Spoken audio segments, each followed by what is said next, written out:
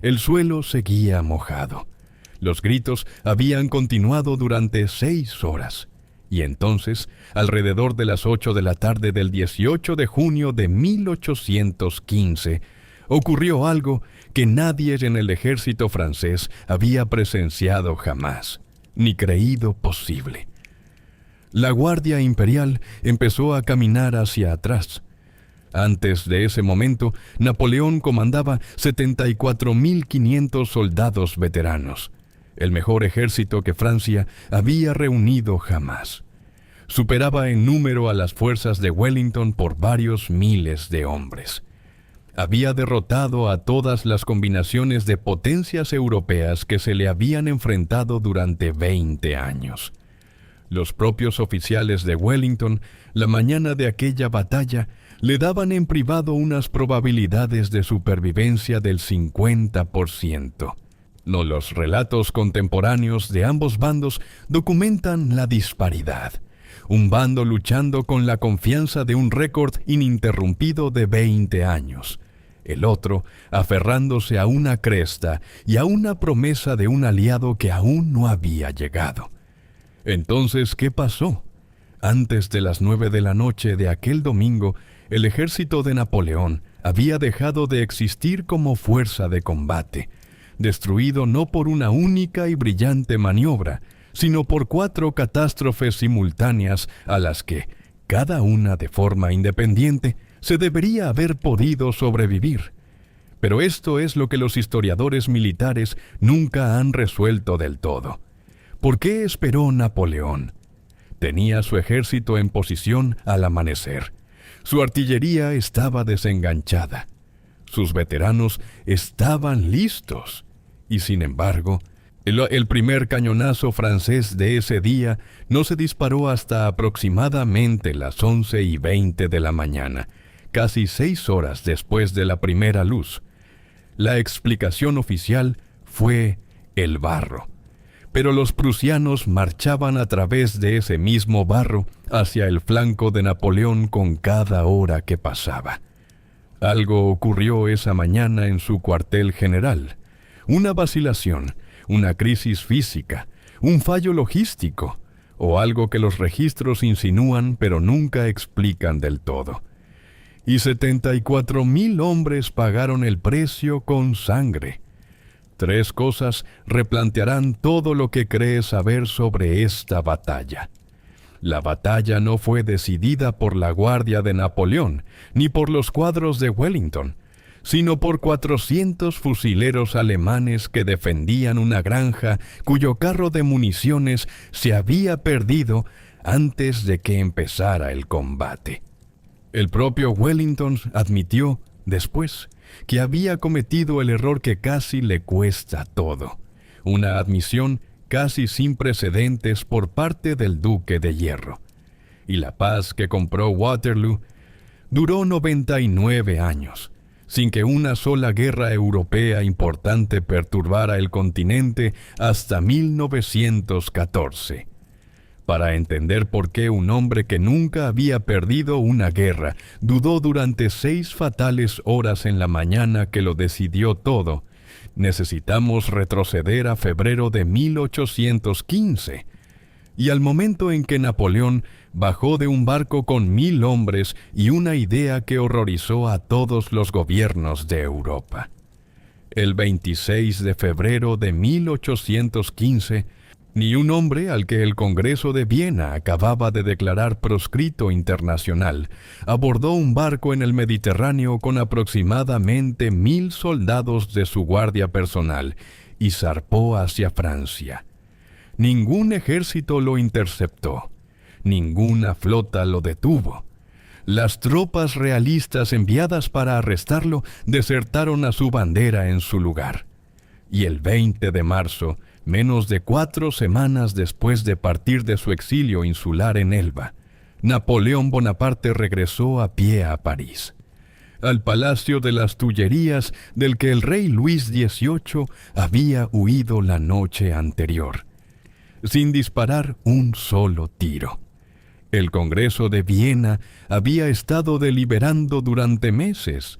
o redibujando las fronteras de una Europa posnapoleónica con la elaborada coreografía diplomática que sus críticos llamaban un congreso danzante de fastuosos eventos sociales en lugar de una gobernanza seria. Las noticias del escape de Napoleón llegaron a Viena el 7 de marzo.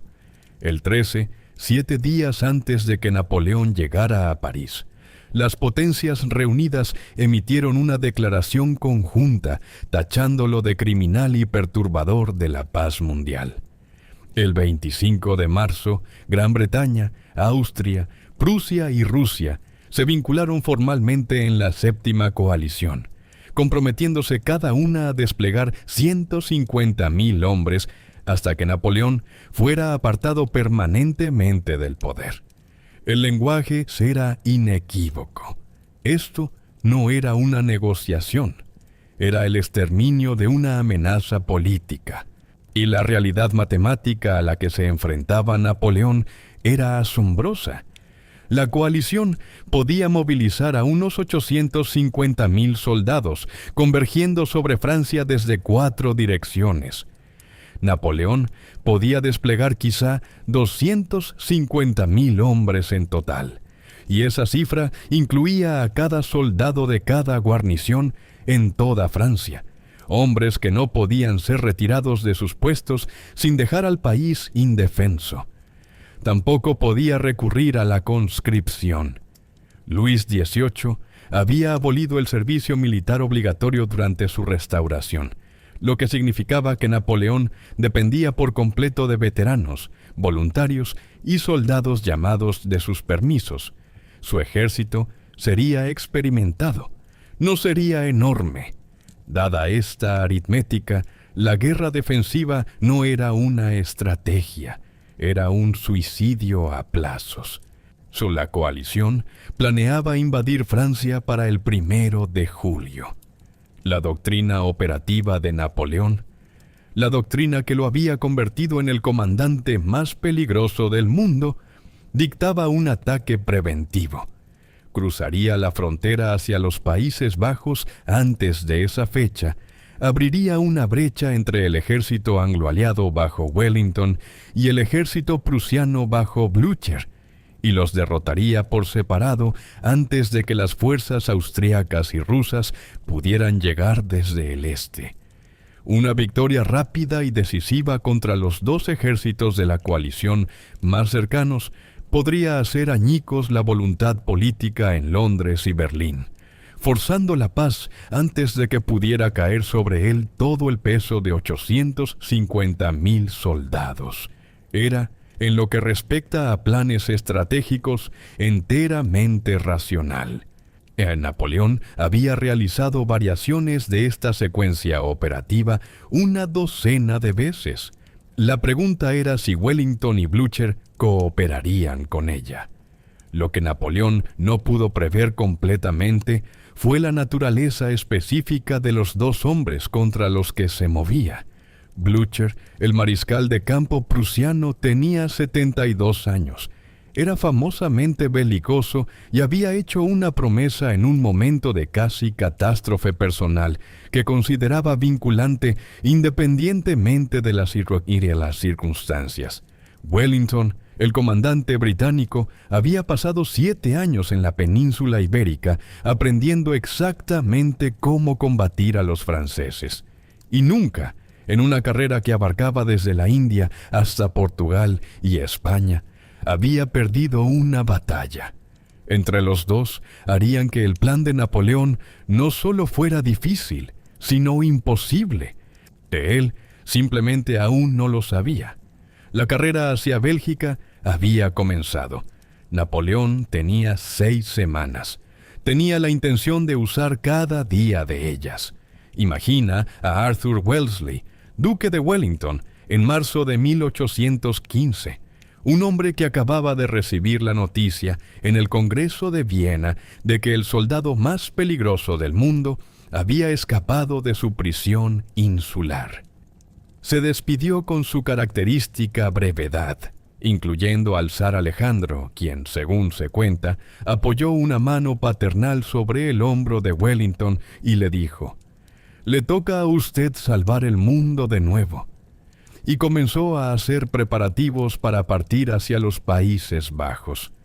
Ya había estado aquí antes, no en esta situación exacta, pero sí en este tipo exacto de problema.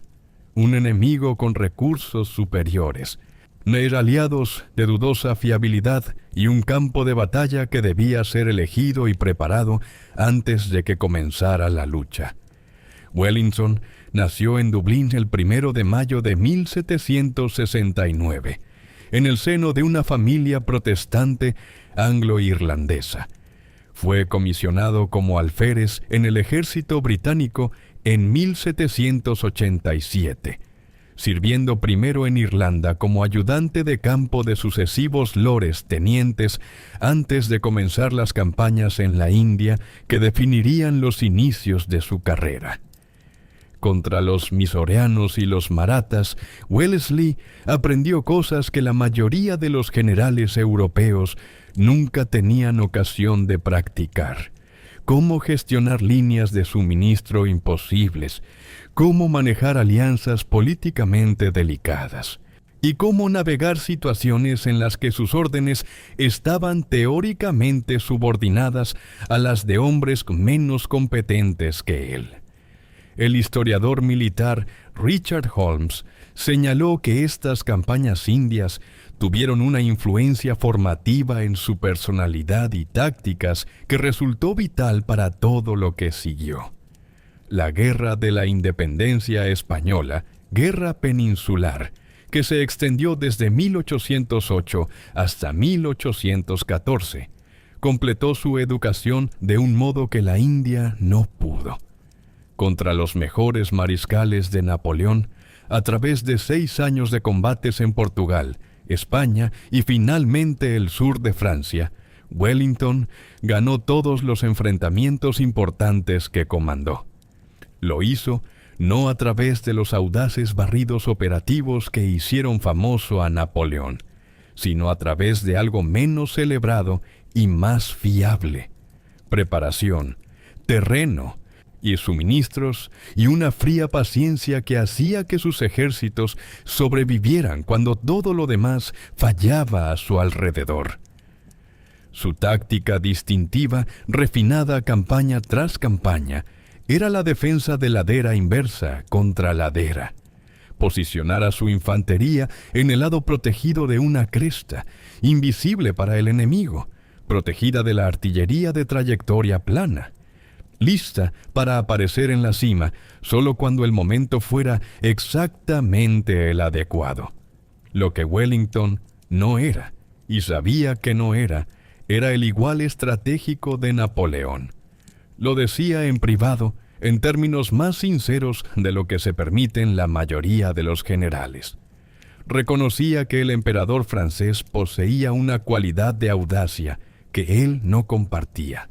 Lo que él tenía, en cambio, era algo que la audacia a menudo destruye: una comprensión integral de sus propias limitaciones y de las de su ejército.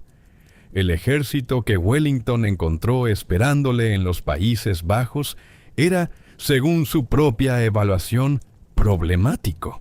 Era una amalgama multinacional de regulares británicos, reclutas holandeses, belgas, sannoverianos, brunswickeses y tropas de Nassau, algunos de los cuales habían estado luchando para Napoleón apenas un año antes, y cuya lealtad a cualquier coalición en particular era como mínimo de reciente establecimiento.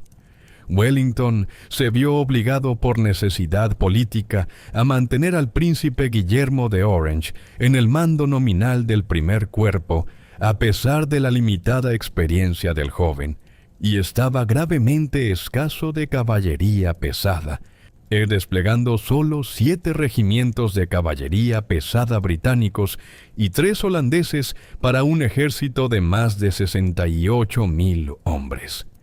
Se dispuso a integrar esta fuerza con la misma energía metódica que había aplicado a todos sus mandos anteriores. mezclando unidades veteranas y novatas dentro de las mismas formaciones, asegurándose de que a cada soldado se le pagara y se le abasteciera, e inspeccionando personalmente el terreno sobre el que eventualmente tendría que luchar. Un día, paseando por un parque de Bruselas con el político Thomas Creevy, a Wellington se le preguntó si creía que podía derrotar a Napoleón. Su respuesta fue característica. «Por Dios, creo que Blücher y yo podemos hacer el trabajo». Señaló a un soldado británico que hacía turismo cerca y añadió que todo dependería de tener suficiente de ese artículo en particular. Ninguna brillantez estratégica a la manera de Napoleón. Ningún barrido operativo diseñado para cercar y aniquilar en una sola campaña. Solo preparación, terreno, suministro y el tipo de fría paciencia que hace que los ejércitos sobrevivan cuando todo lo demás falla. Al otro lado del valle, desde donde fuera que Wellington acabara apostándose, otro comandante estaba reuniendo una fuerza cuyos veteranos lo habían seguido desde Egipto hasta Moscú. Ese comandante nunca había perdido una guerra. Wellington nunca había perdido una batalla. Uno de esos récords estaba a punto de terminar. Napoleón Bonaparte, en junio de 1815, tenía 45 años. Ya había luchado en más de 60 enfrentamientos importantes y no había perdido una guerra en sus 20 años de mando. Lo que sí había perdido, en 2 ocasiones, era la legitimidad política, y este ejército existía para recuperarla.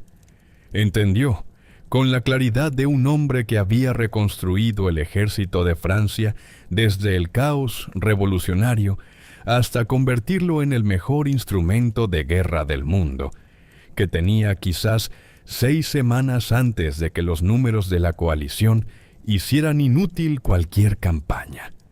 Usó esas semanas con la urgencia controlada de alguien que ya ha hecho esto antes. El ejército del norte que Napoleón reunió entre marzo y junio de 1815 contaba con aproximadamente 74.500 hombres, 54.014 infantes, 15.830 soldados de caballería y 8.775 artilleros e ingenieros, operando 254 cañones. Estas cifras provienen de los archivos del Service Historique de l'Armée de Terre, los registros militares oficiales franceses. Esta no era una fuerza de reclutas. Napoleón no había llamado a filas a la clase de 1815 a tiempo para esta campaña. Los hombres que cruzaron a Bélgica en junio eran veteranos, soldados que habían luchado desde el Nilo hasta el Niemen y que portaban como su credencial profesional la experiencia acumulada de una generación de guerra europea. El ejército estaba estructurado en 6 formaciones. El primer cuerpo, bajo el mando del general Jean-Baptiste Drouet d'Erlon, y el segundo cuerpo, bajo el general honoré Charles Reilly, formarían los elementos principales de asalto. El sexto cuerpo, bajo el general Georges Mouton, sirvió como reserva operativa de Napoleón. 2 cuerpos de caballería y la Guardia Imperial, la reserva de élite y arma final de Napoleón, completaban el orden de batalla. Al mando táctico de campo durante la batalla misma estaría el mariscal Michel Ney, a quien Napoleón había llamado una vez el más valiente de los valientes. Pero el ejército arrastraba una debilidad estructural que la rápida movilización había hecho inevitable.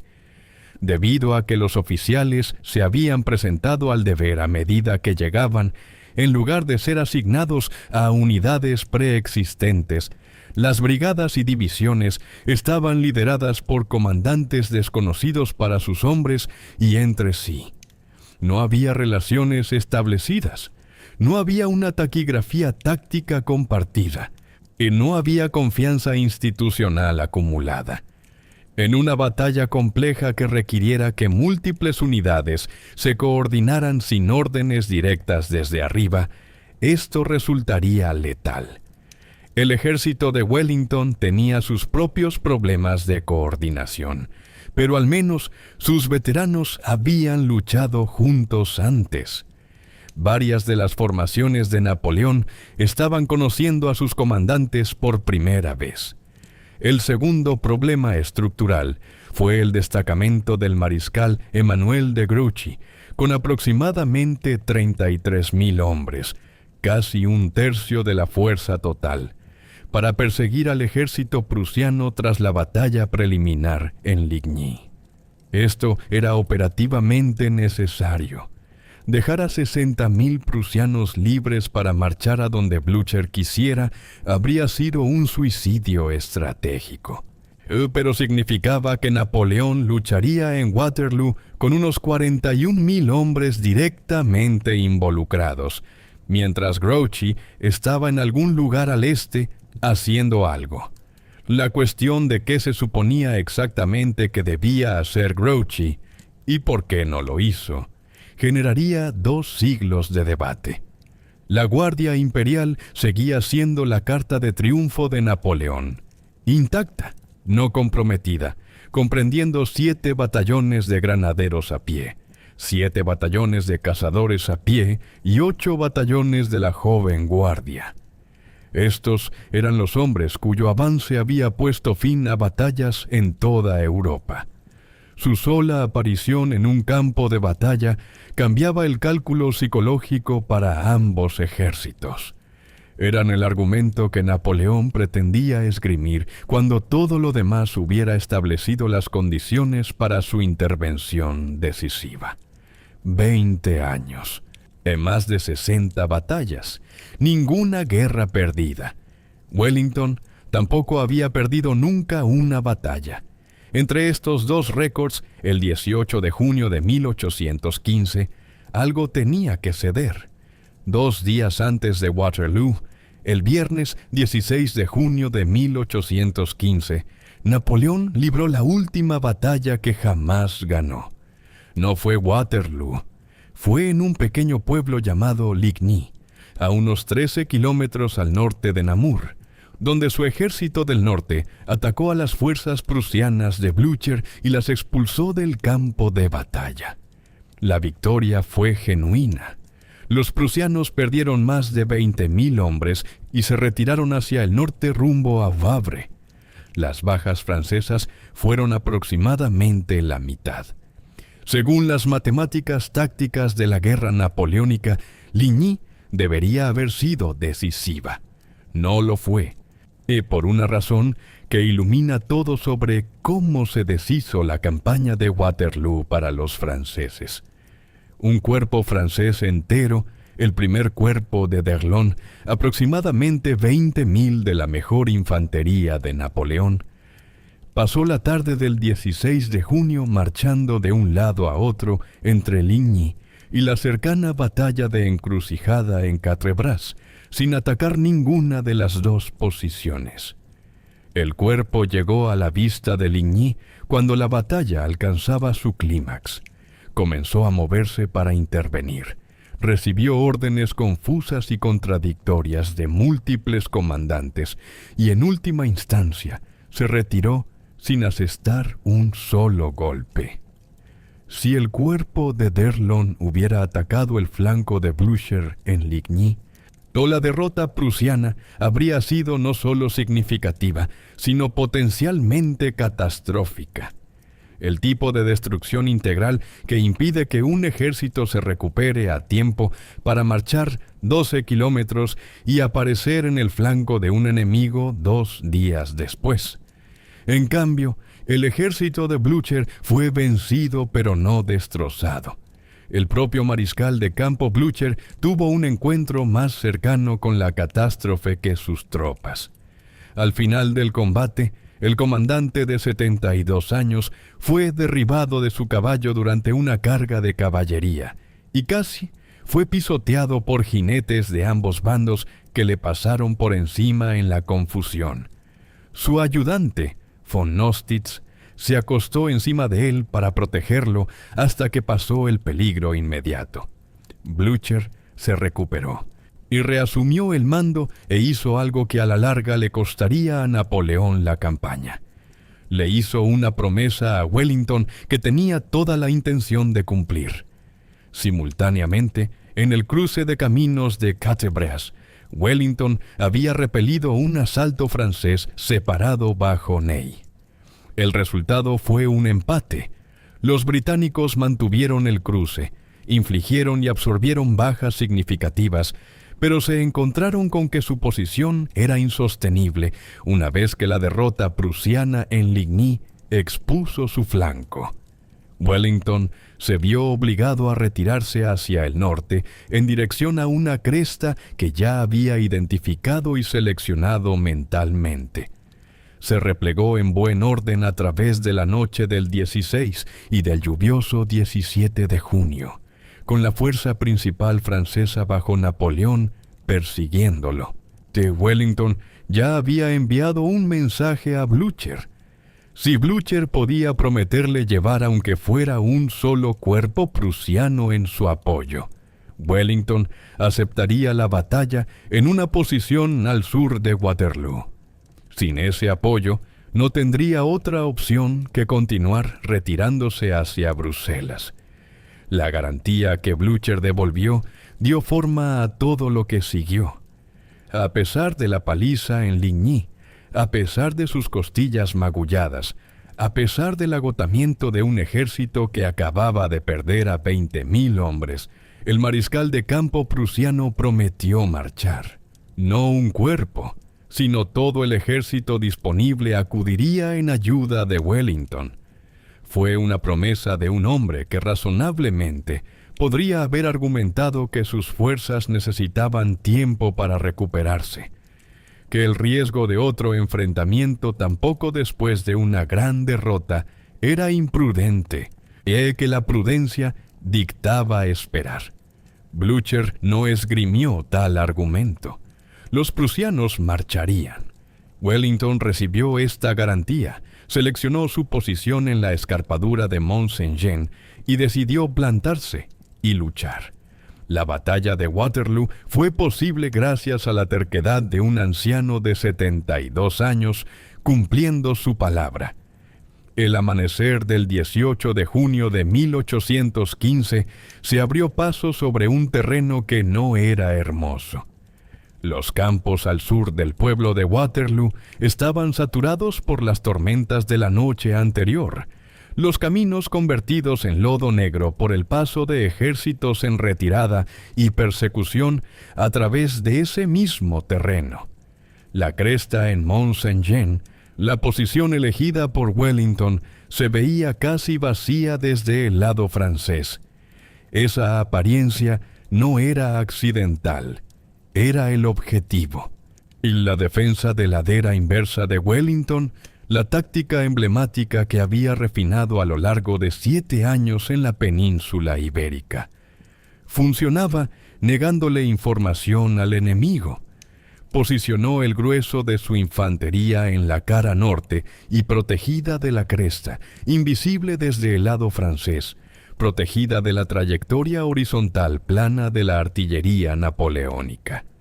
Los artilleros franceses, incapaces de ver sus objetivos e incapaces de ajustar su fuego, basándose en los resultados observados, estarían disparando esencialmente a ciegas. La infantería que esperaba en esa ladera inversa no sabría esto a menos que se lo dijeran. Lo que sentirían sería la ausencia del bombardeo devastador que debería haber precedido a cualquier asalto francés. O la posición defensiva se vio reforzada por 3 complejos agrícolas, fortificados, posicionados por delante de la línea de la cresta principal, cada uno de los cuales servía como un punto de anclaje que cualquier asalto francés tendría que tomar en cuenta. En el extremo derecho de la posición de Wellington se alzaba el castillo de Hougoumont, Château d'Hougoumont, un gran recinto señorial amurallado que comprendía un castillo, establos, un huerto, un jardín formal, un pomar y un bosque circundante, ubicado a unos 500 metros frente al flanco derecho de Wellington. Wellington lo había reforzado con guardias y a pie del ejército británico junto a tropas de Nassau y Hannover. Un camino hundido que conectaba el recinto con la retaguardia aliada permitía el reabastecimiento bajo cubierta durante toda la batalla. Cualquier asalto francés al centro derecho de Wellington sería sometido a fuego de enfilada por parte de la guarnición de Hougoumont. Wellington cabalgó para inspeccionarlo personalmente antes de la batalla, enfatizando su importancia al comandante, el teniente coronel James Macdonnell, de los guardias de Coldstream, en términos que no dejaban ambigüedad. Defienda el puesto hasta el último extremo. Luego, cuando el oficial de enlace prusiano, el general Muffling, expresó sus dudas de que una posición tan expuesta realmente pudiera mantenerse con tan pocos hombres, Wellington zanjó la discusión. Dijo, pero usted no conoce a Macdonnell. En el centro del campo de batalla, directamente adyacente a la carretera principal de Bruselas y a unos 100 metros frente a la posición central de Wellington, y se encontraba el complejo de la granja de la Haie-Saint. Wellington asignó su defensa al mayor Georg Baring y al segundo batallón ligero de la Legión Alemana del Rey. Aproximadamente 400 fusileros, armados no con el mosquete estándar británico de ánima lisa, sino con el rifle Baker, un arma de mayor alcance y precisión. La Haie-Saint se asentaba en la intersección que le daba a quien la controlara el dominio de la carretera que conectaba Bruselas con la posición francesa. Napoleón diría más tarde que le había costado la batalla. Wellington admitiría más tarde que había fallado en protegerla adecuadamente. Al amanecer del 18, ninguno de los dos hombres entendía aún la centralidad de la granja. El terreno entre las crestas canalizó los ataques franceses de formas que multiplicaron las ventajas de Wellington. El valle medía aproximadamente 1,5 kilómetros de ancho en su punto más amplio, con el campo de batalla extendiéndose aproximadamente 5,5 kilómetros. Las granjas limitaron el despliegue. Una fuerza francesa que superaba a la de Wellington por varios miles de hombres no podía concentrar toda su fuerza simultáneamente. Las matemáticas de la ventaja numérica de 2-1 nunca se materializarían por completo, lo cual era, al final, el propósito de seleccionar esta colina en particular. Esto es en lo que todos los relatos del 18 de junio de 1815 coinciden. Napoleón no disparó su primer cañonazo hasta aproximadamente las 11:20 de la mañana, en un día de verano en que la primera luz había llegado antes de las 5 en punto. Esto es lo que 2 siglos de argumento histórico no han logrado resolver: el por qué. La explicación oficial, la que ofreció el propio Napoleón, y que los historiadores han repetido desde entonces, fue el barro. Las tormentas torrenciales de la noche anterior habían saturado los campos entre las crestas. Las pesadas piezas de artillería de 12 libras de Napoleón, la columna vertebral de su gran batería, requerían suelo firme para moverse y desplegarse con eficacia. El terreno mojado también degradaba la efectividad de la bala rasa. La doctrina estándar de la artillería napoleónica se basaba en bolas de hierro rebotando sobre la tierra dura, arrasando formaciones con cada bote sucesivo. En los campos anegados de Mont-Saint-Jean, esas mismas balas de cañón se enterrarían en el primer impacto. Esperar a que el suelo se secara, Era, a primera vista, una decisión operativa razonable. Paul Dawson, en su análisis histórico de la campaña de Waterloo, ha argumentado que la explicación del barro fue más bien una narrativa útil para encubrir una realidad más vergonzosa. El ejército francés no estaba listo para atacar al amanecer porque no había concentrado completamente sus fuerzas de la marcha del día anterior.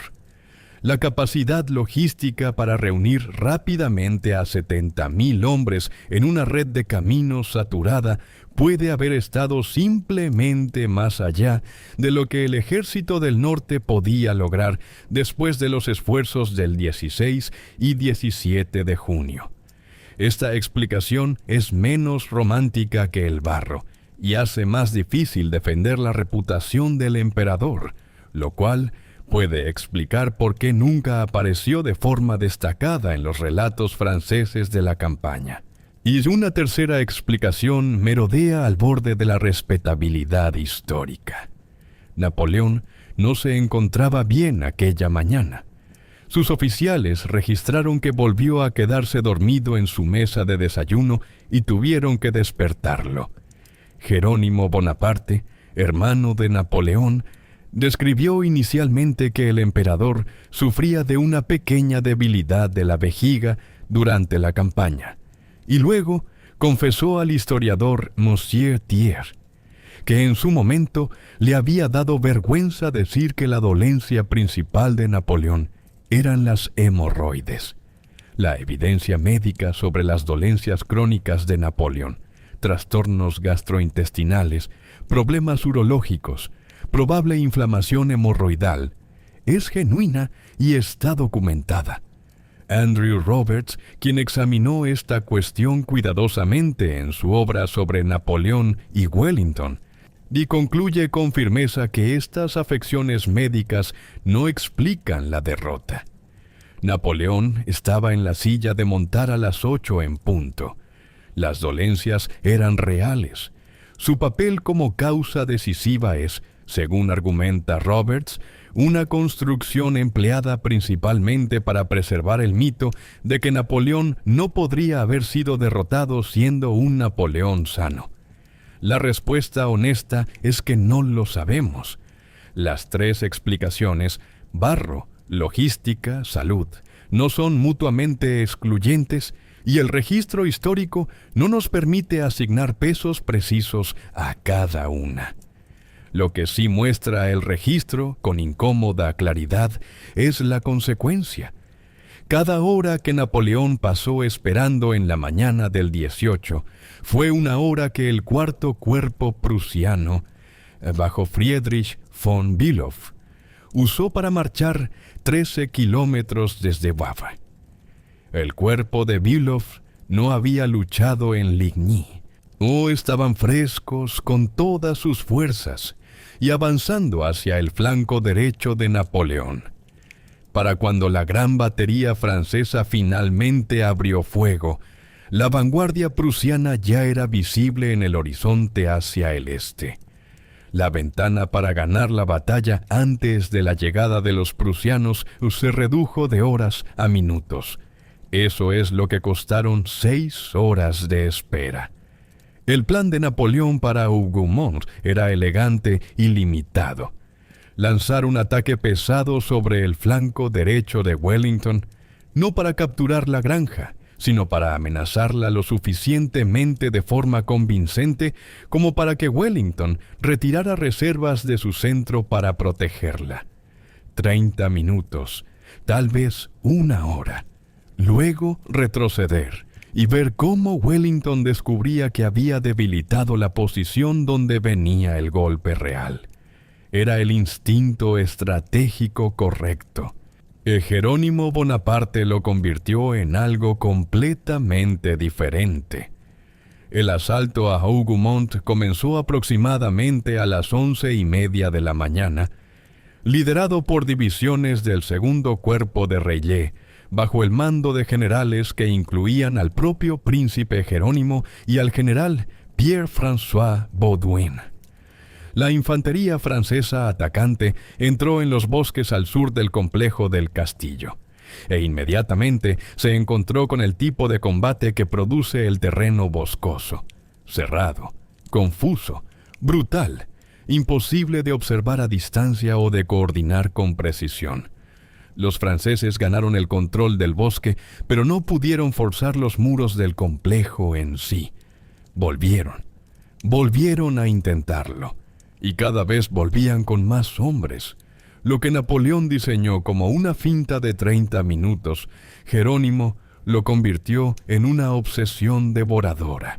En lugar de mantener la presión limitada que servía al propósito estratégico, los franceses comprometieron cada vez más partes del cuerpo de Reille para tomar de hecho la granja, para romper los muros que los guardias de Macdonell habían preparado para exactamente este tipo de asalto.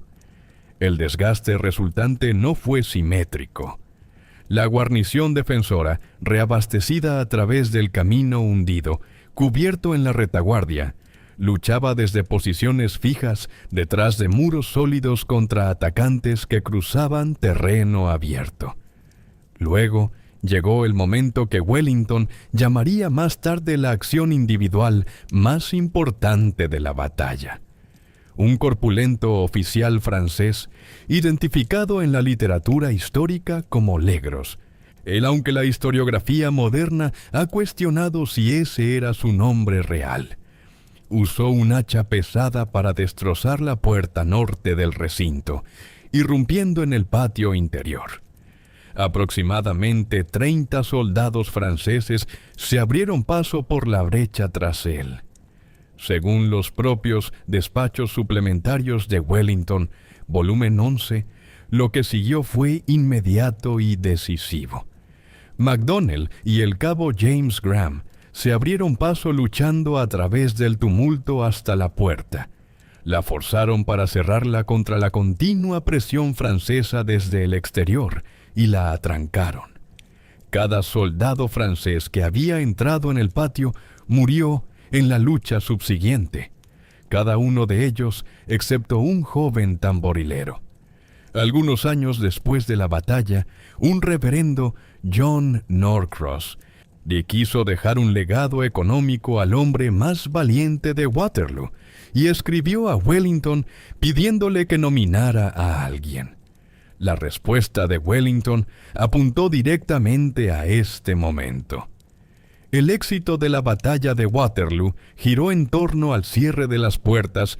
En Hougoumont escribió: «Las puertas fueron cerradas de la manera más valerosa en el momento más crítico por los esfuerzos de Sir J. Macdonell. Macdonell mismo, cuando fue informado del honor, insistió inmediatamente en compartirlo con el cabo Graham, declarando que no podía reclamar todo el mérito, ya que Graham se había lanzado hacia adelante y cerrado la puerta junto con él. Wellington envió una nota durante la batalla. Escrita a lápiz en un trozo de piel de cabra, la nota sobrevive, instruyendo a Macdonell que, incluso mientras los edificios ardían por el fuego de los obuses franceses, la guarnición debía defender cada parte del complejo que las llamas aún no hubieran alcanzado. La calma de la instrucción, dada a hombres que luchaban casa por casa en medio de edificios en llamas mientras eran atacados desde múltiples direcciones, es difícil de transmitir adecuadamente. El complejo nunca fue capturado. 7 ataques franceses distintos fueron repelidos a lo largo del día.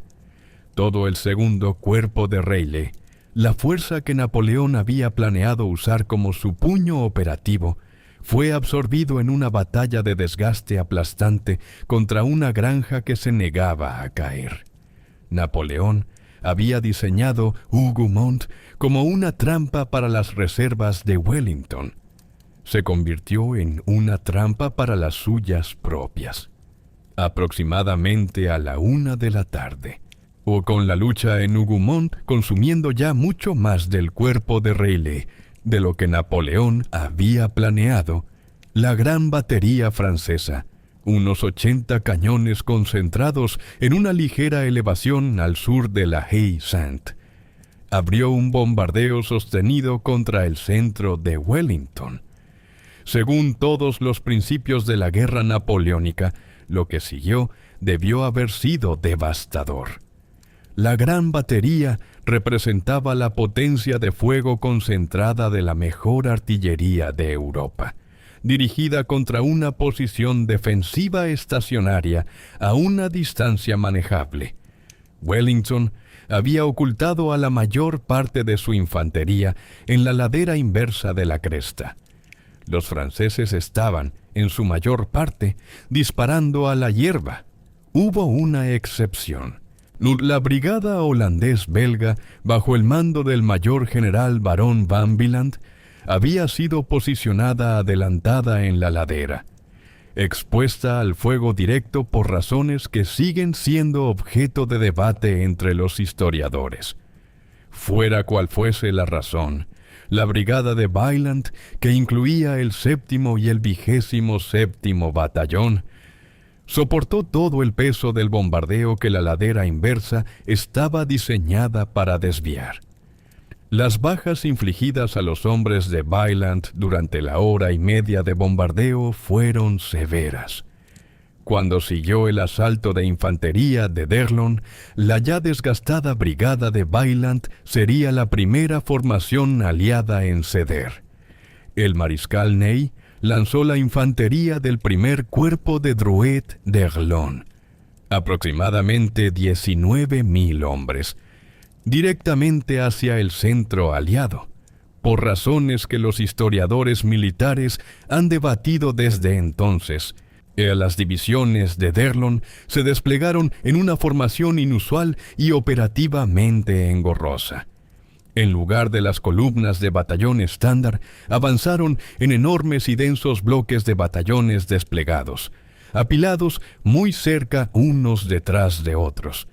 Bernard Cornwell, en su historia de la campaña de Waterloo, describió la formación como semejante a un ladrillo avanzando de lado.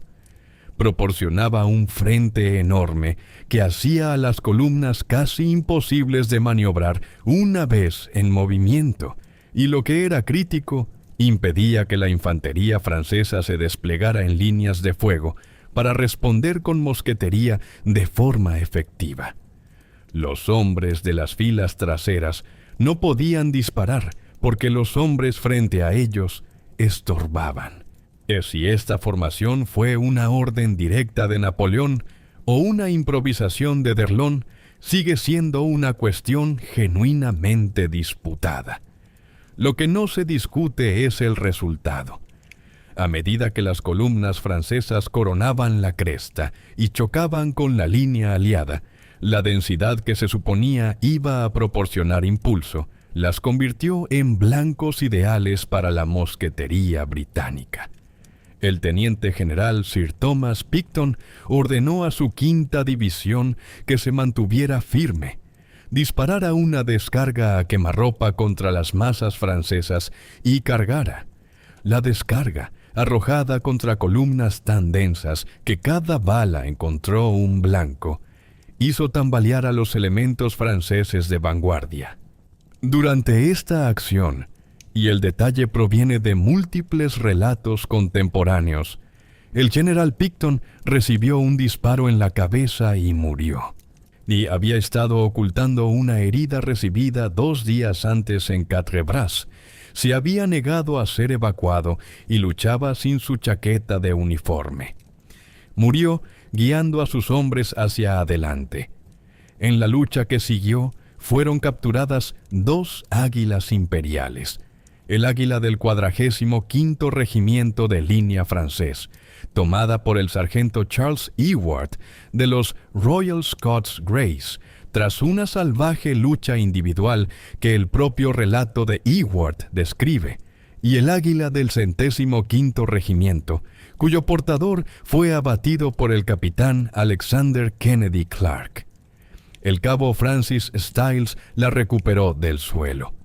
El águila del 45º todavía se conserva en poder de los Royal Scots Dragoon Guards. El águila del 105 se exhibe en el Museo del Ejército Nacional de Londres. El asalto de Derlon se había estancado en la cresta. La brigada de Vaillant se había roto. Le Picton estaba muerto. Y en ese momento, el conde de Uxbridge miró a 19.000 hombres en masas densas y desorganizadas sobre la posición aliada y tomó la decisión que todo comandante de caballería sueña con encontrar. El conde de Uxbridge, el comandante de caballería de Wellington, había estado observando las atascadas columnas de Derlon desde su posición en la cresta. Lo que vio fue la oportunidad táctica que se presenta una vez en la vida en una batalla, si es que llega a presentarse. Densas masas de infantería, parcialmente desorganizadas por el fuego de mosquetes, atrapadas al descubierto sin ningún apoyo de caballería inmediatamente disponible.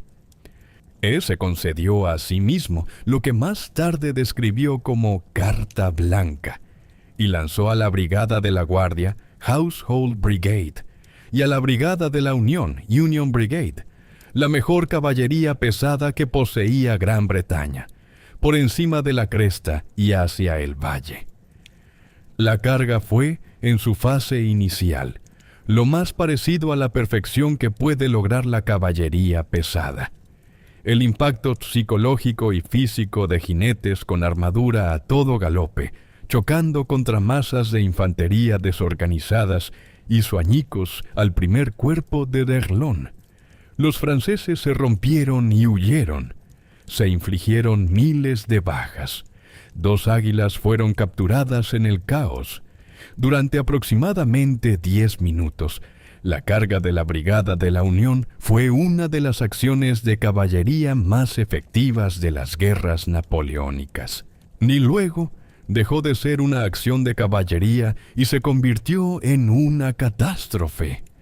Los jinetes británicos, embriagados por la violencia de su éxito, ignoraron los toques de trompeta que ordenaban detenerse y reorganizarse. Galoparon hacia abajo por el valle, subieron la pendiente hacia la posición francesa y continuaron más allá de cualquier objetivo defendible. Los relatos históricos, incluyendo memorias de varios oficiales de la caballería británica, ubican a algunos jinetes tan lejos como las primeras posiciones de artillería francesa. El análisis moderno del enfrentamiento sugiere que lo más probable es que llegaran a la artillería divisional de Derlon y no a la gran batería principal, ya que la distancia y la condición de sus caballos para ese momento hacían improbable lo segundo. Lo que es seguro es que llegaron al punto al que fuera que hayan llegado con los caballos reventados, habiendo perdido la formación, sin una estructura de mando coherente y expuestos al contraataque de una caballería que estaba fresca. Los lanceros y coraceros franceses contraatacaron. La Brigada de la Unión, que minutos antes había estado destruyendo todo un cuerpo de ejército francés, luchaba ahora por su existencia contra jinetes que estaban descansados y organizados. Las bajas que sufrieron los británicos en este contraataque fueron catastróficas. Regimientos que habían cargado como formaciones coherentes lucharon por regresar al otro lado del valle hechos pedazos. El mayor general, Sir William Ponsonby, comandante de la Brigada de la Unión, murió en combate. Los detalles de cómo murió han sido debatidos por los historiadores. Un relato romántico lo describe siendo desmontado cuando su caballo quedó atrapado en el lodo, para luego ser atravesado por los lanceros. La erudición moderna es más cautelosa sobre las circunstancias exactas, confirmando su muerte, pero declinando especificar el modo exacto. Lo que está confirmado es que murió y que su muerte, combinada con la destrucción de la cohesión de la brigada, robó a Wellington su reserva de caballería pesada para las restantes 6 o más horas de batalla. Wellington no se mostró comprensivo cuando reflexionó sobre ello después. La caballería británica nunca sabe cuándo dejar de cargar, se quejó. La carga había ganado el combate de la mañana al destruir el asalto de Derlón. La sobreextensión había destruido el instrumento que lo logró. Ambas cosas eran ciertas al mismo tiempo.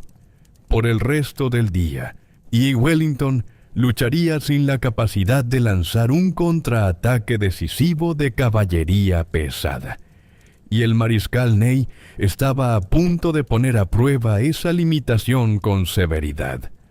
Aproximadamente a las 3:30 de la tarde, el mariscal Ney observó movimiento en el centro de Wellington.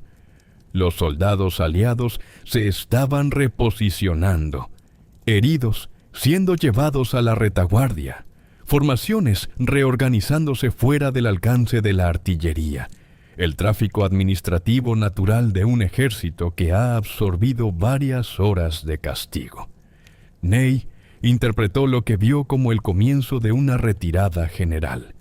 Ordenó avanzar a la caballería, lo que comenzó como un despliegue de aproximadamente 5,000 coraceros, caballería pesada acorazada con petos y espaldarazos de acero, y montando enormes caballos criados para el peso y el impacto. Escaló a través de cargas sucesivas a oleadas de 9,000 a 10,000 jinetes franceses atacando la cresta aliada.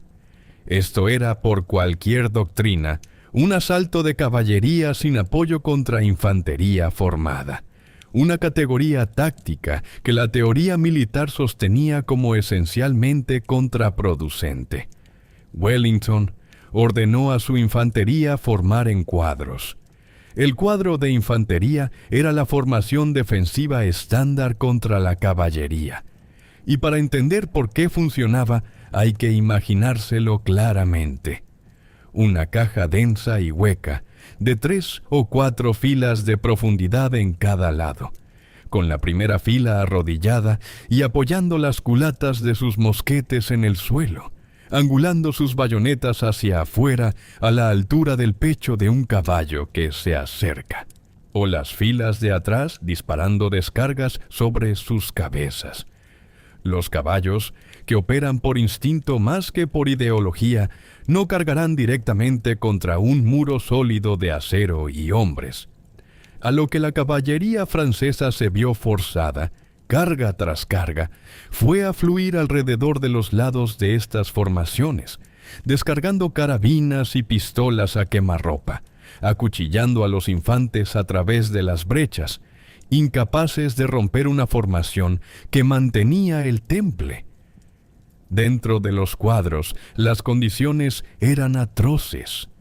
El alférez Gronov de los guardias a pie dejó un relato contemporáneo de la experiencia.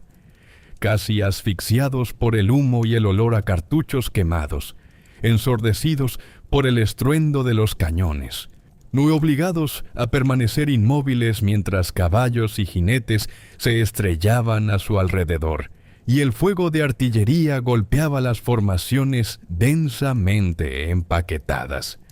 Varios regimientos severamente mermados tuvieron que fusionarse con unidades vecinas, solo para mantener la integridad de 4 lados que hacía efectivo al cuadro.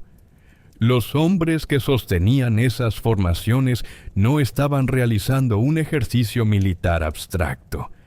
Estaban parados en el lugar mientras la gente intentaba matarlos, porque entendían que en el momento en que la formación se rompiera, todos los que estaban dentro de ella morirían.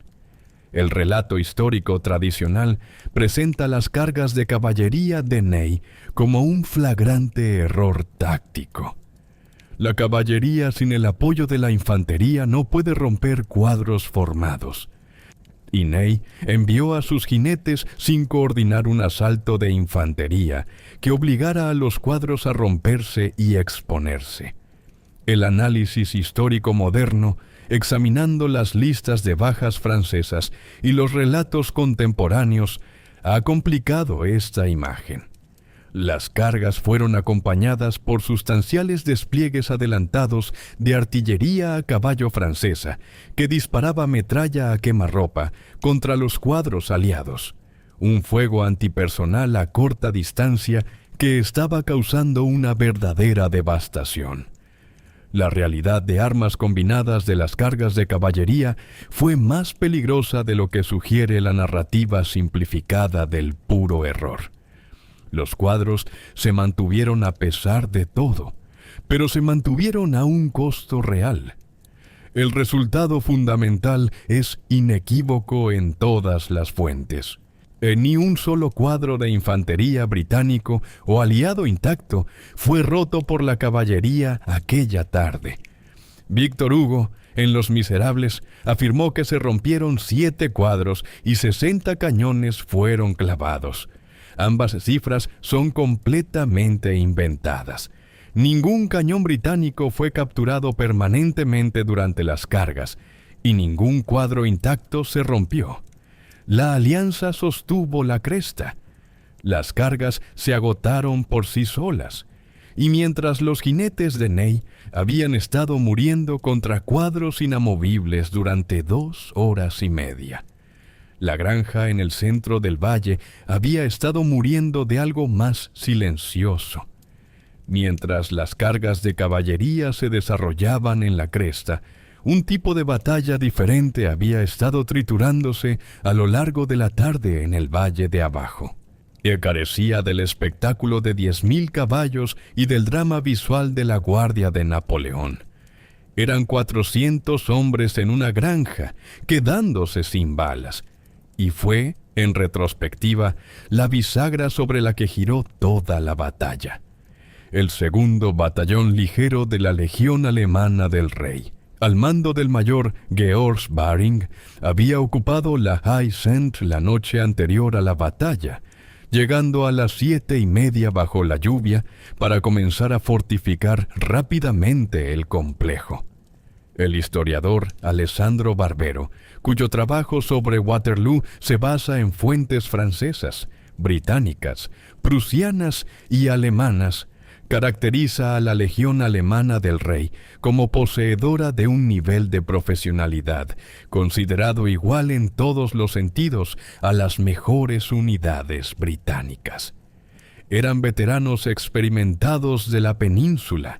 Y Baring era un comandante experimentado de la península.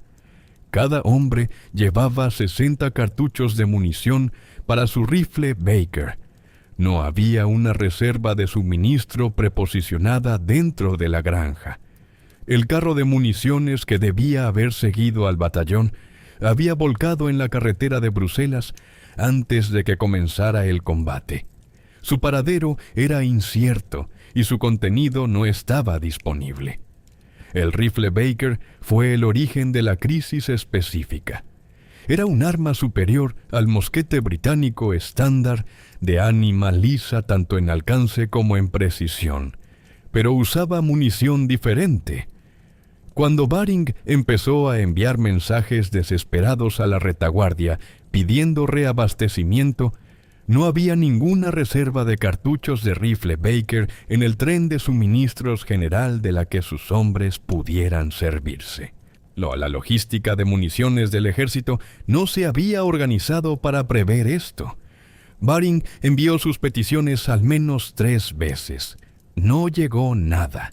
El combate en la Haie-Sainte había sido continuo desde aproximadamente la 1 de la tarde. La guarnición repelió múltiples asaltos. La precisión de los rifles Baker hizo que los ataques franceses a través del terreno abierto frente al complejo fueran muy costosos. A última hora de la tarde, los 60 cartuchos con los que había empezado cada hombre se estaban agotando. Quedaban, de media, de 3 a 4 balas por hombre cuando se produjo el último asalto francés, dirigido personalmente por el mariscal Ney, aproximadamente a las 6 en punto, con un regimiento de infantería ligera y apoyo de ingenieros. Las puertas, ni una de las cuales había sido retirada para hacer leña la noche anterior por soldados que no habían anticipado necesitarla, fueron forzadas. El techo ardía por el fuego de los obuses. Baring ordenó la retirada a través de la granja hacia el jardín trasero, cubriendo a sus hombres mientras avanzaban. De los 400 defensores originales de Baring, 42 seguían plenamente operativos al final de la batalla. Los demás estaban muertos, heridos o capturados. Wellington admitió después de la batalla, en un reconocimiento inusual para un comandante cuya identidad profesional se basaba en la preparación meticulosa, que había sido un error catastrófico no haber hecho agujeros en el muro trasero del recinto, a través de los cuales se pudiera haber pasado munición. La posición táctica más importante de su campo de batalla había sido dejada a su suerte para combatir con 60 balas por hombre, y sin ningún mecanismo de reabastecimiento. La caída de la High Saint, aproximadamente a las 6 en punto, acercó la artillería francesa a menos de 300 yardas, unos 275 metros, del centro de Wellington. Los cañones empezaron a disparar metralla, botes de hojalata llenos de balas de mosquete que transformaban cada cañón en una escopeta enorme a corta distancia, directamente contra las formaciones que ya habían pasado 7 horas absorbiendo castigo. El centro de Wellington estuvo en ese momento genuinamente a punto de quebrarse. Según los informes, Napoleón en Santa Helena dijo que la resistencia en la High Saint le había costado la batalla. El ejército de Wellington habría estado de acuerdo con la evaluación desde la perspectiva opuesta. Aproximadamente a las 4:30 de la tarde, mientras la caballería de Ney todavía se estrellaba contra los cuadros de Wellington arriba, y la High Saint aún resistía abajo. La vanguardia del cuarto cuerpo prusiano, al mando del general Friedrich von Bülow, emergió del bosque de Bois de Paris en el extremo flanco derecho de Napoleón. Habían marchado desde Wavre a través del mismo barro que Napoleón había citado como su razón para retrasar 6 horas el inicio de la batalla. Un incendio en la ciudad de Wavre había retrasado aún más su partida. Nada de eso los había detenido. El cuarto cuerpo de Bülow portaba una importancia específica que lo distinguía de las demás formaciones prusianas. No había luchado en Ligny 2 días antes. No había sufrido bajas, no había padecido traumas ni experimentado desmoralización. Llegó a Waterloo con toda su fuerza, fresco, con su cohesión intacta. Napoleón había recibido inteligencia más temprano ese día. Su hermano Jerónimo la había reportado basándose en información capturada a un mensajero belga, de que fuerzas prusianas se movían hacia su flanco. Napoleón desestimó el reporte. Le dijo a Jerónimo que los prusianos necesitaban al menos dos días para recuperarse de su derrota en Ligny. Se había equivocado en cuanto al tiempo que Blücher necesitaría, por aproximadamente 44 horas. Los prusianos comenzaron a asaltar el pueblo de Plancenoit, situado directamente en la retaguardia derecha francesa, amenazando la única línea de retirada de Napoleón por el camino hacia Genappe y la frontera francesa. Y el combate que se desarrolló en Plancenoit fue de una naturaleza diferente a lo que estaba sucediendo en el campo de batalla principal. Combate casa por casa en un pueblo confinado. Fuego de metralla a quemarropa arrasando calles estrechas. Lucha a la bayoneta en los portales y jardines. Napoleón se vio forzado a comprometer el sexto cuerpo de Lobau para estabilizar el flanco. Cuando eso resultó insuficiente, elementos de la joven guardia y finalmente de la vieja guardia fueron inyectados en Plancenoit, unidades que Napoleón al mismo tiempo estaba intentando preservar como su reserva para el golpe decisivo contra Wellington. La trampa estratégica estaba ahora completa. Napoleón estaba librando 2 batallas simultáneas con un solo ejército. Cada batallón que enviaba a Plancenoit era un batallón que no estaba disponible contra Wellington. Cada hora que los hombres de Blücher presionaban sobre el flanco derecho era una hora de desgaste que Napoleón no podía permitirse. La posición de Wellington, aunque maltrecha, se mantenía firme. La posición prusiana se fortalecía a medida que llegaban más cuerpos. La posición de Napoleón se debilitaba a medida que sus reservas se dividían en 2 direcciones. Aproximadamente a las 5:45 de la tarde se escuchó a Wellington decir: «Que me den la noche o que me den a Blücher». Los prusianos, marchando a través del barro que se les había dicho, los detendría. Eran Blücher y venían con fuerza. A Wellington le quedaba una última carta, pero Napoleón también tenía una, y era la misma carta que siempre había jugado cuando todo lo demás había fracasado en producir una decisión. Ni a la Guardia Imperial nunca había sido derrotada en un asalto frontal. En 20 años de guerra napoleónica, a través de cada enfrentamiento importante desde las campañas italianas hasta Austerlitz o Wagram, el avance de la Guardia había señalado una sola cosa: la batalla estaba concluyendo. Cuando la Guardia atacaba, los ejércitos se quebraban ante ellos. Esto no era una mitología construida a posteriori. Era el registro documentado de cada enfrentamiento donde habían sido comprometidos en una acción ofensiva, y cada soldado en ese campo, franceses y aliados por igual, lo sabía. Napoleón los lanzó a la lucha aproximadamente a las 7 de la tarde, después de que la caída de la Haie Sainte hubiera abierto la brecha en el centro de Wellington, que la Guardia debía explotar.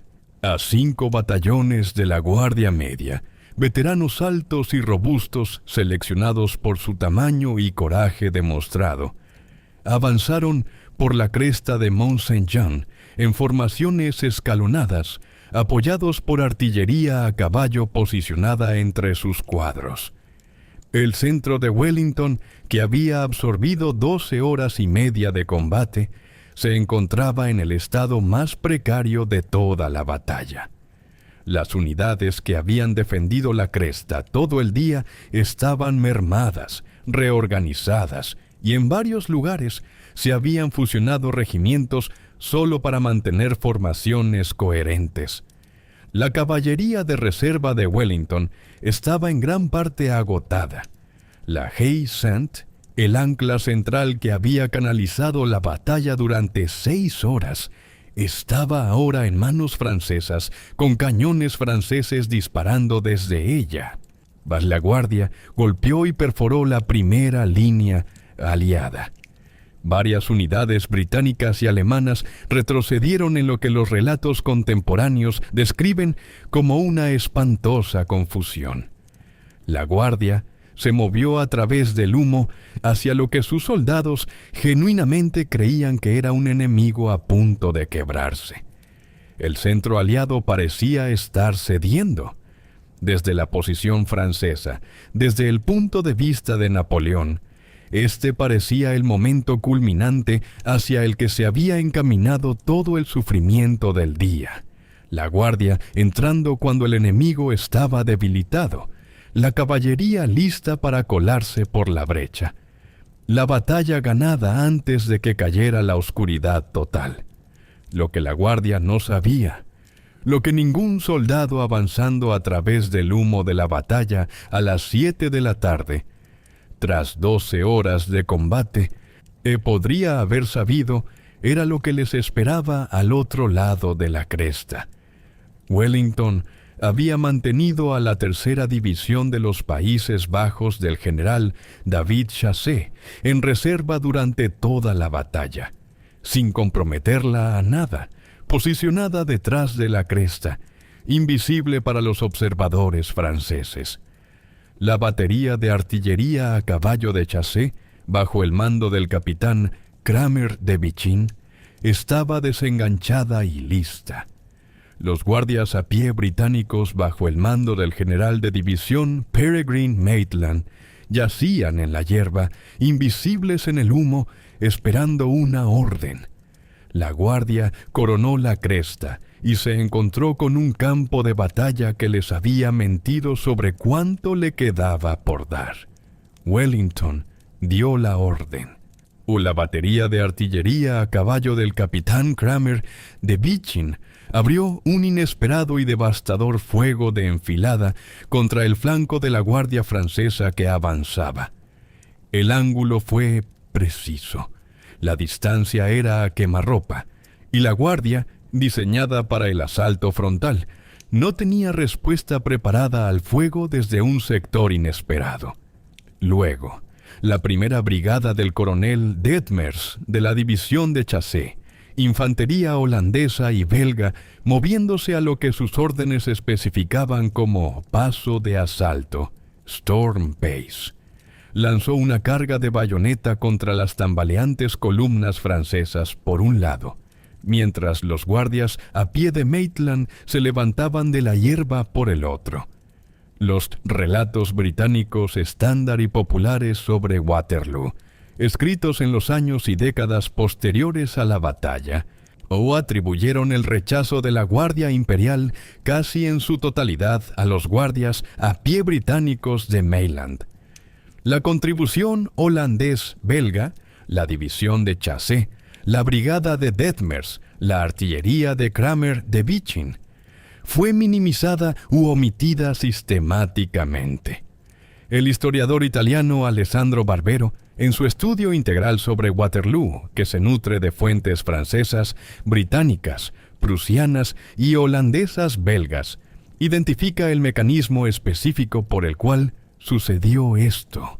Muchos de los hombres de Detmers vestían uniformes azules, y en el humo y el caos del enfrentamiento, algunas unidades británicas los confundieron con tropas francesas, con incidentes de fuego amigo que se convirtieron en identificaciones erróneas en las memorias posteriores.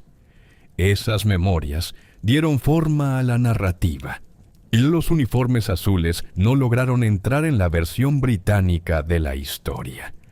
La erudición moderna ha corregido el registro. La guardia se batió en retirada.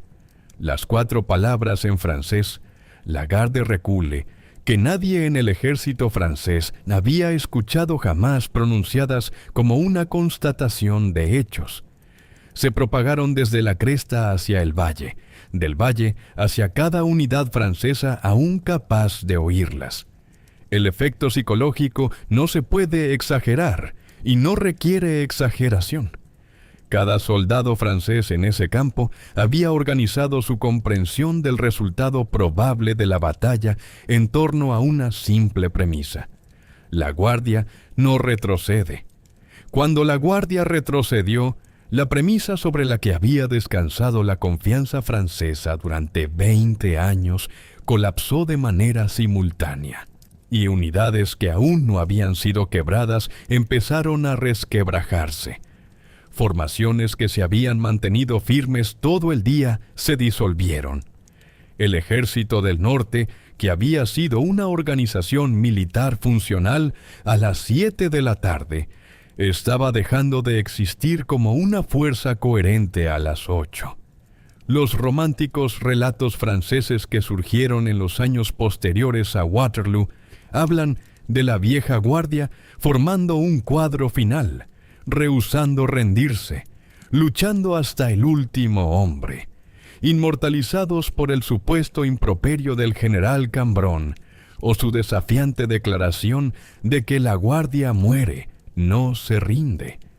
El análisis de los registros franceses del pase de lista cuenta una historia diferente.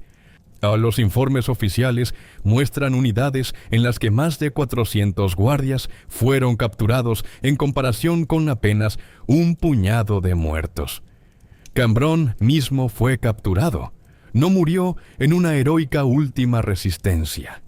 La guardia murió en algunos lugares, se rindió en otros y huyó en otros, como hacen los ejércitos cuando son derrotados. La leyenda requería que hubiera muerto en todas partes, de manera uniforme. Los registros son menos convenientes. Wellington cabalgó hasta la cresta de la colina. Se irguió sobre los estribos y agitó su sombrero hacia adelante. Era la señal para un avance general de toda la línea anglo-aliada.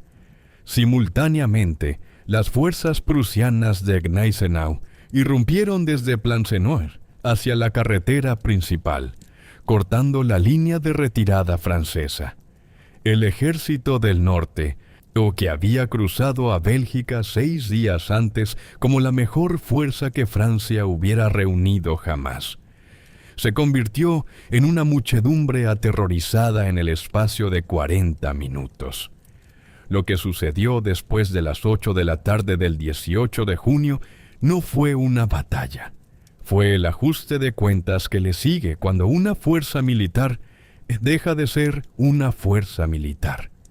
El centro francés, decenas de miles de infantes que habían pasado el día esperando órdenes que nunca se tradujeron en nada decisivo.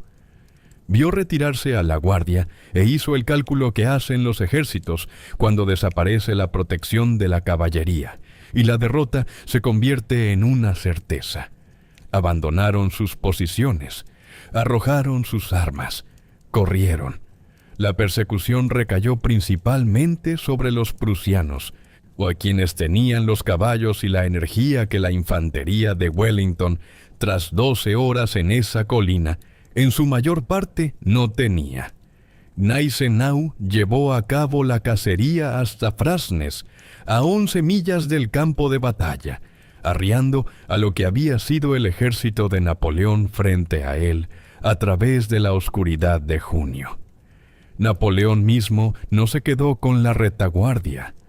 Huyó del campo de batalla a caballo, dirigiéndose de regreso a París, abandonando a su ejército destruido, una decisión que sus críticos, tanto contemporáneos como históricos, nunca le han perdonado del todo. Aproximadamente a las 9:15 de la noche, Wellington y Blücher se encontraron frente a la posada de la Belle Alliance, la Bella Alianza, que fue el nombre que los prusianos usaron para toda la batalla. Acordaron que los prusianos, que tenían la fuerza para ello, continuarían la persecución durante la noche. Se estrecharon la mano.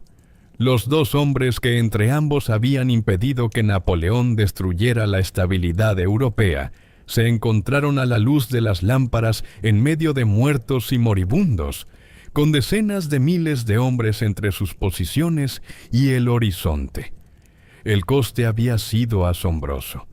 El ejército de Napoleón perdió aproximadamente 25,000 hombres entre muertos y heridos en el campo, con 9,000 más capturados, y aproximadamente 15,000 hombres adicionales que desertaron en los días siguientes, ya que el ejército del norte se disolvió por completo en lugar de retirarse.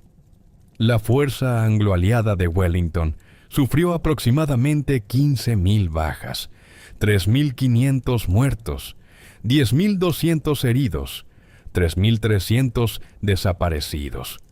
Los prusianos, que habían luchado tanto en Ligny 2 días antes como en Plancenoit durante la propia batalla, perdieron a unos 7,000 hombres entre muertos y heridos en el enfrentamiento de Waterloo. Se estima que unos 7,000 caballos murieron o quedaron mutilados en el combate, años de cría cuidadosa destruidos en unas horas. 6 generales franceses murieron durante la batalla y 37 resultaron heridos, de un total de 114 presentes. Las fuerzas aliadas perdieron 5 generales muertos y 14 heridos. Wellington, que había estado montado desde antes del amanecer y había cabalgado de crisis en crisis durante 12 horas, se sentó esa noche a redactar su informe oficial. Lloró. Múltiples contemporáneos lo dejaron registrado.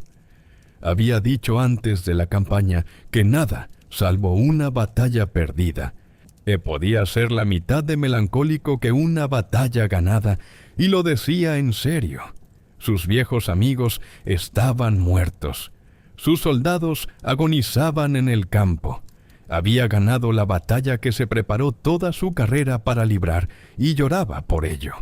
El despacho le llevó toda la noche. A las 5 de la mañana aún estaba inacabado.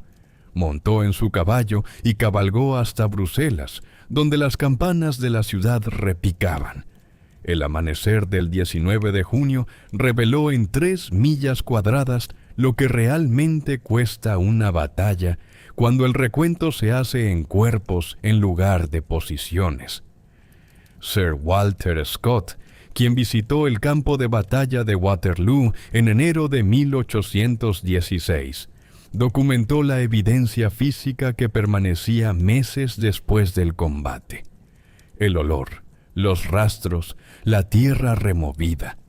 Los testigos contemporáneos, o inmediatamente después del suceso, describieron un paisaje que quienes lo presenciaron lucharon por expresar en un lenguaje adecuado a lo que habían visto.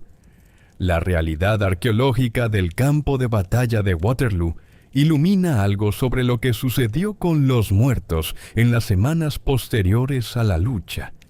Las excavaciones en el lugar han encontrado sistemáticamente muchos menos restos humanos de lo que predecirían las cifras de bajas. La explicación está documentada. Los huesos fueron recolectados del campo de batalla de Waterloo en los meses y años siguientes a la batalla y vendidos para ser molidos y convertidos en fertilizante. Los hombres que murieron en Waterloo no descansaron sin ser perturbados en la tierra belga. Fueron procesados e integrados a la economía agrícola del país, cuyo futuro habían luchado para determinar. En 2012, durante los trabajos de excavación para un nuevo estacionamiento en el sitio del Memorial 1815, los arqueólogos descubrieron un esqueleto que probablemente era el de un soldado de Hannover que murió durante la batalla. Este hombre en particular, que representa física e individualmente a los 50.000 de las estadísticas, se exhibe ahora en el museo que se alza en la tierra donde murió. No tiene nombre. Los registros no lo conservan. La historia preservó sus huesos y olvidó todo lo demás acerca de él. Los supervivientes de acciones específicas vivieron las consecuencias de lo sucedido. Lord Uxbridge, el comandante de caballería de Wellington, que había lanzado la carga de la Brigada de la Unión por la mañana, perdió una pierna por una bala de cañón francesa durante el avance final. El intercambio de palabras que siguió se convirtió en uno de los momentos más documentados del cierre de la batalla. La exclamación de Uxbridge de que había perdido la pierna y la respuesta de Wellington de que, por Dios, así era.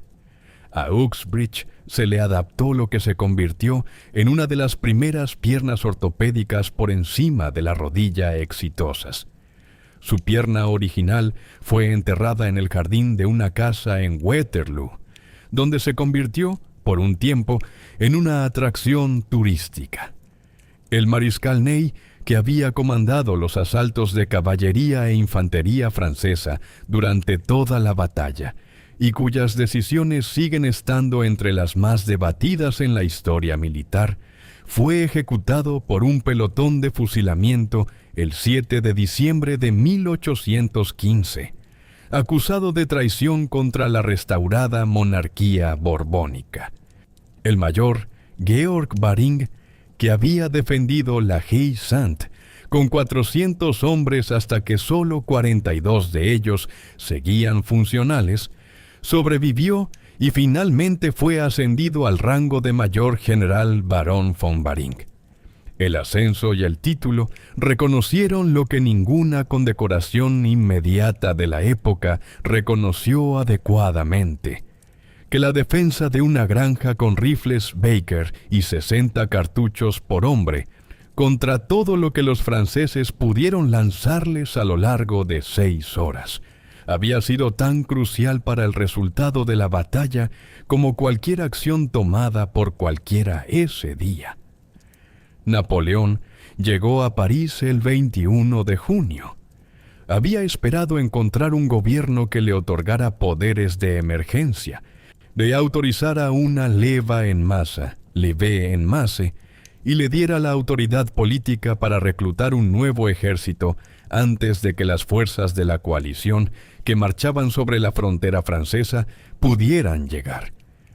Lo que encontró en su lugar fue a Joseph Fouché, su propio ministro de policía, un superviviente de cada régimen desde la Revolución y un hombre cuya lealtad a cualquier principio siempre había estado subordinada a su lealtad hacia su propia relevancia continua.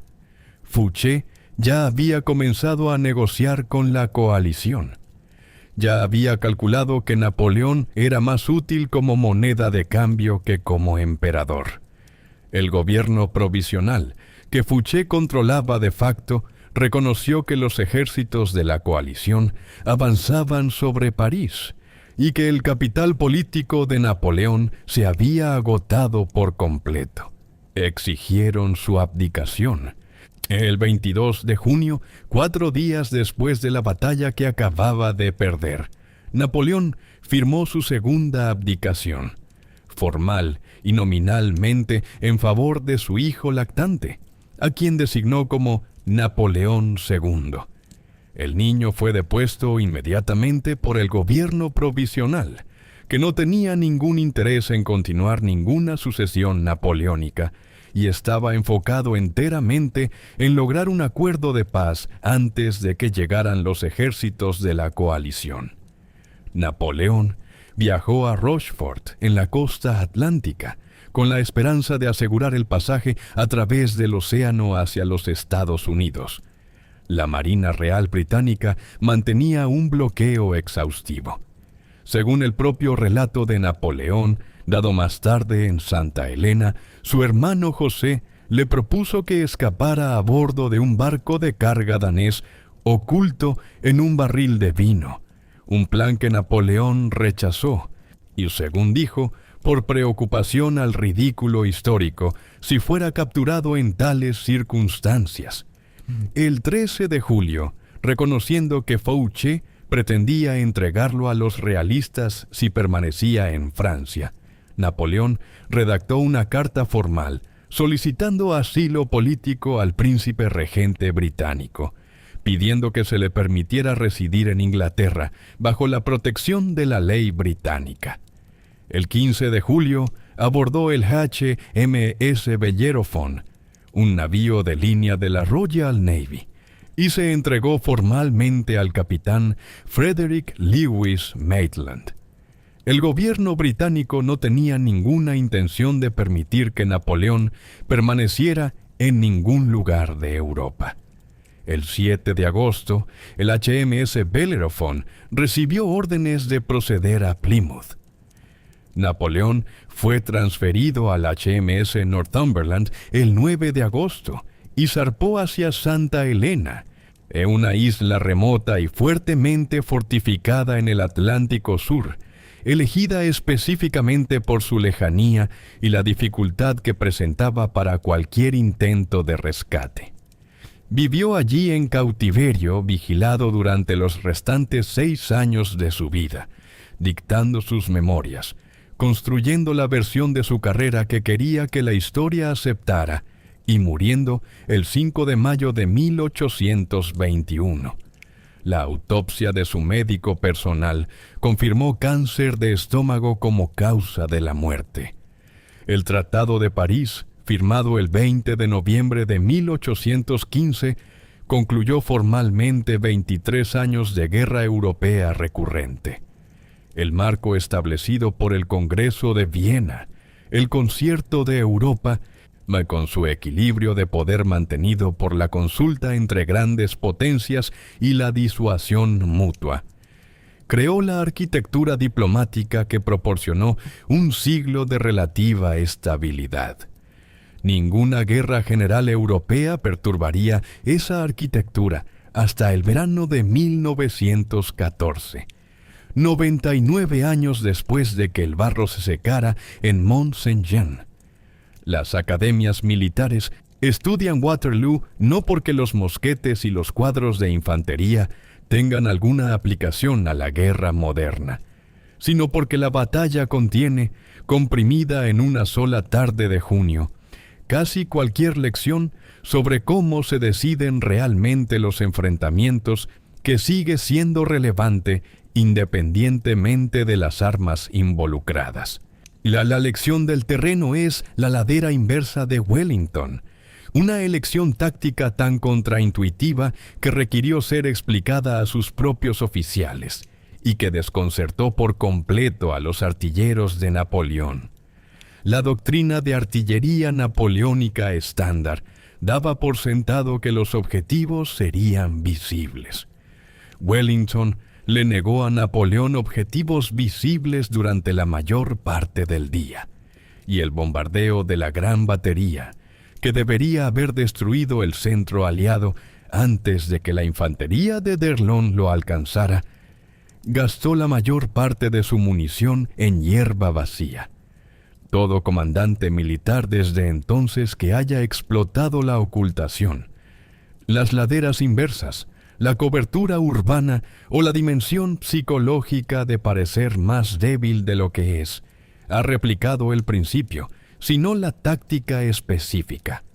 La lección de coordinación es la marcha de Blücher desde Wavre. Dos ejércitos de naciones diferentes, comandados por generales diferentes con doctrinas diferentes y lenguas diferentes, coordinándose sin comunicación en tiempo real a través de 13 kilómetros de barro belga para garantizar que la llegada prusiana a Waterloo fuera programada con la precisión suficiente como para ser decisiva y no simplemente demasiado tarde. Esto no fue un feliz accidente, fue el resultado directo de una promesa específica, cumplida por un hombre de 72 años que había sido derribado de su caballo 2 días antes, y tenía razones para argumentar que su ejército necesitaba tiempo para recuperarse. No hizo tal argumento. La coordinación que siguió, imperfecta, retrasada, de extenuante, pero en última instancia decisiva, es lo que la guerra de coalición realmente parece cuando funciona. La lección de logística es la Haie Sainte. La posición táctica más importante en el campo de batalla no cayó ante el genio militar francés o una fuerza abrumadora, sino ante un descuido administrativo. No se preposicionó munición de reserva para los rifles Baker. No se estableció un mecanismo de reabastecimiento. Un carro volcó en un camino antes de que comenzara la lucha. Wellington reconoció el fracaso explícitamente, lo cual no era su costumbre. 400 hombres resistieron durante 6 horas y luego cayeron debido al error de un intendente que nadie consideró lo suficientemente crítico como para revisar 2 veces. La lección, que las batallas a menudo se deciden en la cadena de suministro antes de que se dispare el primer tiro, está documentada en este caso con dolorosa claridad. La lección historiográfica es la contribución holandés-belga para repeler a la Guardia Imperial. Durante más de un siglo, el relato estándar en inglés sobre Waterloo presentó la victoria como un logro esencialmente británico, con los prusianos de Blücher jugando un papel importante pero de apoyo, y las otras nacionalidades aliadas apareciendo principalmente como telón de fondo. La erudición moderna, en particular la obra integral de Barbero, que se nutre de fuentes de todas las naciones participantes, le ha restaurado un panorama más preciso, en el que la división holandesa belga de Chassé y la brigada de Detmers jugaron un papel directo y decisivo en el momento que puso fin a la batalla. El mecanismo por el cual esta corrección se hizo necesaria. Uniformes azules identificados erróneamente en medio del humo. Memorias británicas dando forma a la narrativa dominante. La conveniencia política de un simple triunfo nacional.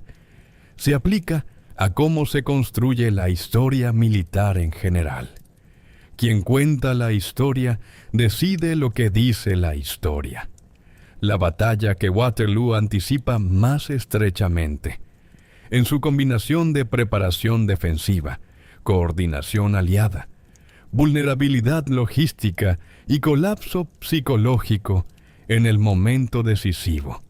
Es el enfrentamiento que la paz de Waterloo impidió que ocurriera durante 99 años. Y cuando esa paz finalmente se rompió en 1914, los ejércitos que marcharon llevaban la memoria institucional de las lecciones de Waterloo en su doctrina. Si realmente habían aprendido esas lecciones, es una cuestión distinta. El terreno es verde ahora al sur de Waterloo. Las granjas siguen allí. Hougoumont, parcialmente restaurada, su puerta norte aún en pie. La Haie-Sainte, todavía de propiedad privada, visible desde la carretera. El montículo de León se eleva 43 metros por encima de la cresta. Construido entre 1823 y 1826, usando 300.000 metros cúbicos de tierra tomada de la propia cresta. Wellington se quejó cuando lo vio, diciendo que habían alterado su campo de batalla, lo cual habían hecho. Desde la cima, con buen tiempo, puedes ver todo el terreno sobre el que se movió la batalla desde las 11:30 de la mañana hasta las 9:15 de la noche. El soldado de Waterloo, el originario de Hanover, cuyo esqueleto fue hallado en 2012 durante la excavación de un estacionamiento, está detrás de un cristal en el Museo Memorial 1815. No tiene nombre. Los registros de quién murió específicamente y en qué lugar en concreto no se llevaban con la precisión suficiente como para identificarlo. Era un hombre de Hannover que marchó a una colina belga y no volvió a casa. Y la historia ha conservado sus huesos sin conservar nada más sobre él. Wellington dijo que fue la victoria más reñida que había visto en su vida. La frase se ha parafraseado ampliamente como un asunto malditamente apurado. Pero Thomas Creevy, quien la registró a la mañana siguiente cuando Wellington le habló desde la ventana de su hotel en Bruselas, la anotó como la cosa más reñida que haya visto usted en su vida. The nearest run thing you ever saw in your life. Wellington dijo esto mientras reconocía que Blücher había perdido a 14.000 hombres en Ligny 2 días antes, que él mismo no había podido encontrar a Blücher la mañana posterior a Ligny, y que entre los dos tenían 30.000 hombres muertos o heridos. Lo dijo con gravedad en lugar de triunfo. No estaba celebrando, estaba haciendo cuentas. 4 cosas tuvieron que salir mal simultáneamente para que Wellington ganara. El barro que degradó la artillería francesa, los prusianos que cumplieron su promesa, la granja que se quedó sin balas y aún así resistió 6 horas. Y la guardia que caminó hacia atrás cuando toda expectativa de 20 años dictaba que no lo harían. Cualquiera de esos factores, resuelto de otra manera, podría haber cambiado el resultado. El barro podría no haber aparecido. La promesa de Blücher podría haberse cumplido más lentamente. La Heysant podría haber recibido su carro de municiones intacto. La Guardia podría no haberse topado con la división fresca de Chassé, esperando invisiblemente en la cima. Los 4 factores se resolvieron en la misma tarde de junio, en el mismo valle belga, dentro de las mismas 3 millas de terreno anegado, y 99 años de historia europea siguieron a continuación. Waterloo no nos dice que el lado correcto gana, o que la preparación vence a la improvisación, o que la coordinación aliada es siempre alcanzable. Nos dice que la historia pivota sobre detalles acumulados, sobre un cabo forzando una puerta para cerrarla, sobre un carro de municiones volcado en un camino, sobre un hombre de 72 años decidiendo que una promesa hecha después de una derrota sigue siendo una promesa, sobre una colina que hizo a un ejército invisible hasta el momento en que necesitaba ser visto. Wellington dijo que fue la cosa más reñida que jamás vio en su vida. Tenía razón, y el mundo que siguió a esa tarde tan reñida es, en su arquitectura general, reconociblemente el que heredamos.